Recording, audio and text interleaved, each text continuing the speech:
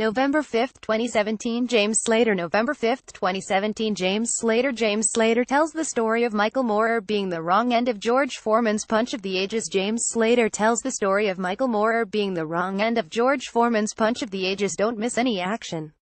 Sign up for the free BN newsletters here. Dubbed One for the Ages, Foreman Moorer took place at the MGM Grand in Las Vegas on November 5, 1994, and not only were the WBA and IBF belts on the line, the lineal title was also at stake. Moorer having become the man who beat the man, with his April 1994 upset win over Evander Holyfield. 26-year-old Moorer was unbeaten at 350 at the time of his maiden title defense, and he had made history with the points win over Holyfield, becoming the first ever Southpaw heavyweight champion.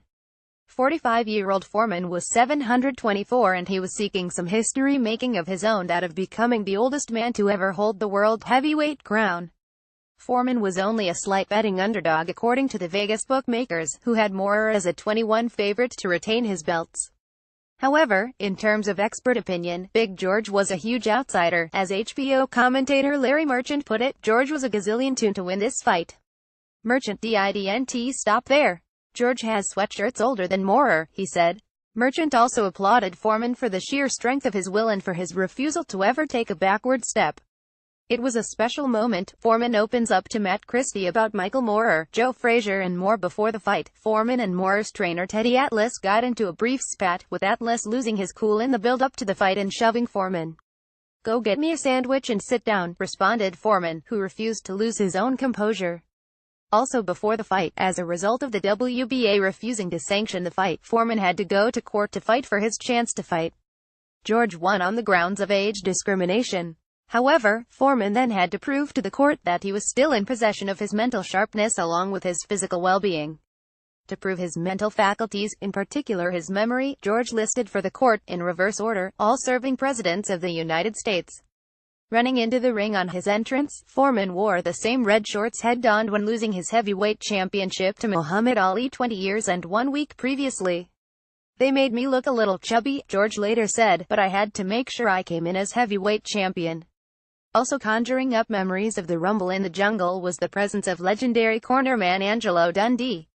Back in Zaire in 1974, Dundee was, of course, in Ali's corner. Now he was giving Foreman his words of wisdom on how to overcome the odds.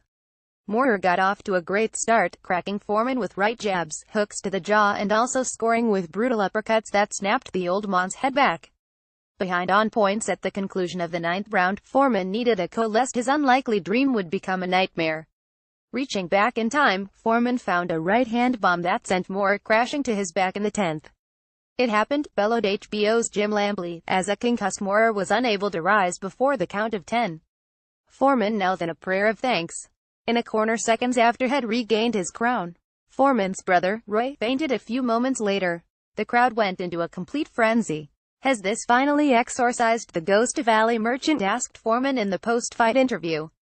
A beaming Foreman knew his demons had forever vanished. Read more on this day articles here. Get this week's boxing news, established in 1909 and the longest-running publication on the market. Save money and get the best coverage every week. Read more articles by James Slater.